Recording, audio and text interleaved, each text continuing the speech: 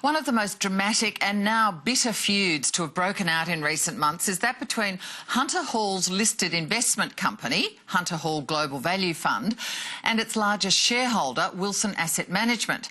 A showdown with Wilson Asset Management, or WAM, is now set, where shareholders should be able to vote to decide the fate of the current board and to try to sort out this pretty public fight that erupted after the abrupt departure of founder Peter Hall, who sold a stake in Hunter Hall International to W.H. Soul Pattinson.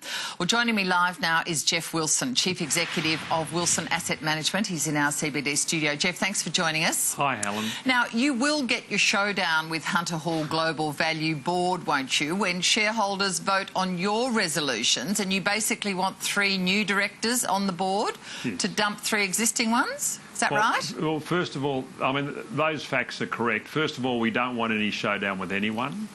Oh, that's us media talk, isn't it? That's right. I mean, effectively, we've been Hunter Hall investors since mid-2013, and a lot of respect for Peter Hall as a fund manager. And we were very happy investors as we actually, over those 3.5 years, helped the company a lot in terms of understanding how to communicate effectively as a listed investment company, because most of their funds weren't in the listed investment company. And as some of our shareholders have said, and I suppose we felt the same, when Peter abruptly resigned, then they talk about feel as though they're betrayed. And what I want is, the boards have got to remember that shareholders own the company. Yeah. So therefore, allow shareholders to decide. And if they think, if the main manager is gone, and with the Pengana deal, it looks like last week, that most of the fund managers will be gone eventually. So effectively, the people that were managing the money last December, only James McDonald will be left, and he was managing, I think, 14.8% of the portfolio then. So nearly everyone's gone. So you should allow shareholders to decide, do they want to stay with the company or do they want to get out at fair value? And I'm a believer, it's all about looking after shareholders. All right. Now, you are the largest shareholder with, what, almost 13%. Yes. H. Soul Patts has got now about 9%. But you've been arguing that Peter Hall's departure substantially devalued the group, and you've been pushing hard for this equal access share buyback at this net tangible asset price. Yes. So why is that? You've set yourself up as a bit of a champion for small shareholders, but... Well, I mean, we've Helen, in the listed investment company space, we've got 45,000 shareholders, our small shareholders, and they all have their rights. So, to me... Yeah, but so did Peter Hall have his right. It was his perfect right to sell out at a dollar. And that's what he did with his with his management company. Yeah. So, therefore, if you're leaving, Peter, then why doesn't the board of the listed investment company, which is HHV, why don't they say, look, Peter's gone, the person you're backing is gone, and now it appears from the Pengana deal that most of the people involved with managing the money have gone. So we'll do the right thing. Even though there's a 12-year management contract, we won't look after ourselves in terms of what we get paid as directors' fees or the management contract. We'll do the right thing, and we'll allow shareholders, if they want to go out what is, to leave at the fair value of the company.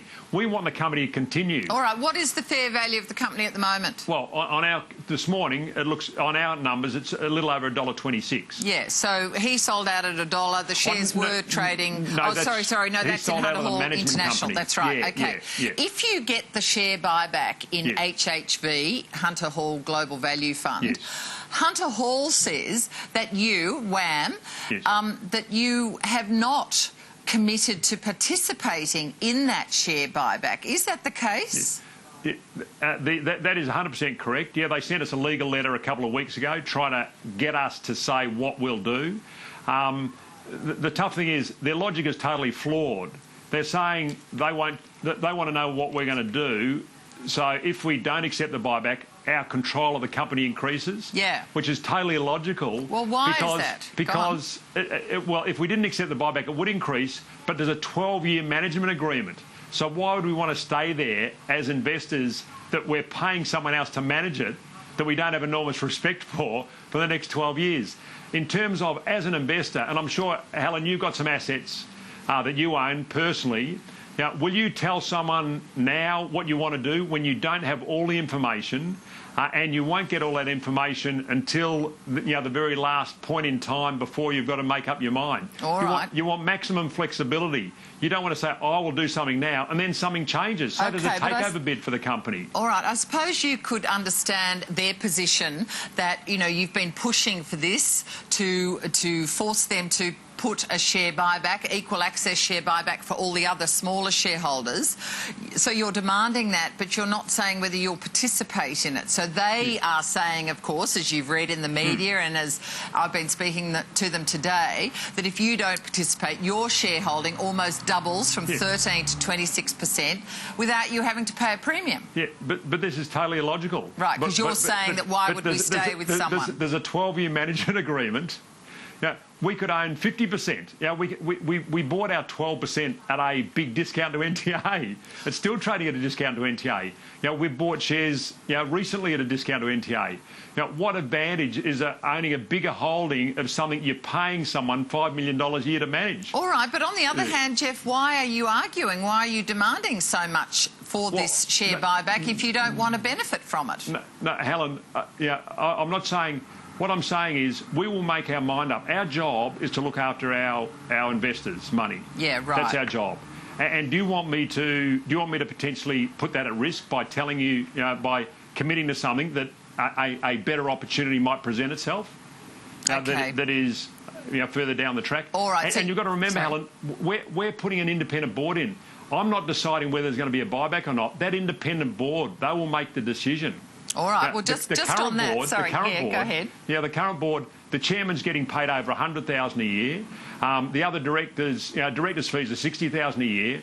It's a listed investment company. It is not complex to be a director of a listed investment company. You make two major decisions: what dividend you'll pay, and what capital management decisions you'll make. So our new chairman is going to get paid. But have you ever argued against their fees before this? I mean, why haven't you been up in arms about directors' fees a while ago? And that's what I did, and that's what I have. A year ago, a year and a half ago, I voted against the REM report, and the chairman of the meeting then passed the REM report on a show of hands because we had our AGM the same day, so I couldn't physically be there. So instead of taking a proxy where they would have got the first vote, first strike, and secondly, we voted against the REM report and voted Julian Constable off at the last AGM, but for some miraculous reason, Computershare decided that because we've been selling shares, that we didn't have the exact number of shares, so they nullified our vote. They didn't count our vote. So, Helen, I have been incredibly vocal with them over a long period of time. You just said then you have been selling shares too. But just on this, you want to put 3 of your own hand-picked directors in. Yes, you're saying they're independent, but they're your nominees to replace those like Paul Jensen. Yeah. Now, wasn't he one of your choices as an independent director not too long ago? Well, effectively, so there's 2 questions here. Do you want me to answer them both at the same time? Yes, please. So the first one is that we selected three directors that were independent. One is Kim Evans. He's a lawyer by background. Another one is Glenn Burge, who's got enormous experience at the Fin Review, and Emma Davidson, who lives in London, who actually is a global equities person. So we believe they had the best skills to guide HHV forward, and they are totally independent. Someone always selects a director, Helen, even if they're independent or not. Right. A year ago, I put. They were looking for an independent director on the board, and I put Paul Jensen on the board as an independent director. Unfortunately, when Peter Hall resigned off the board, it became clear that Paul, being the then chairman, he should have stood down as chairman and just been a director. So he may have not even voted in the buyback because he's one of 3 directors, but he had to deliver the message.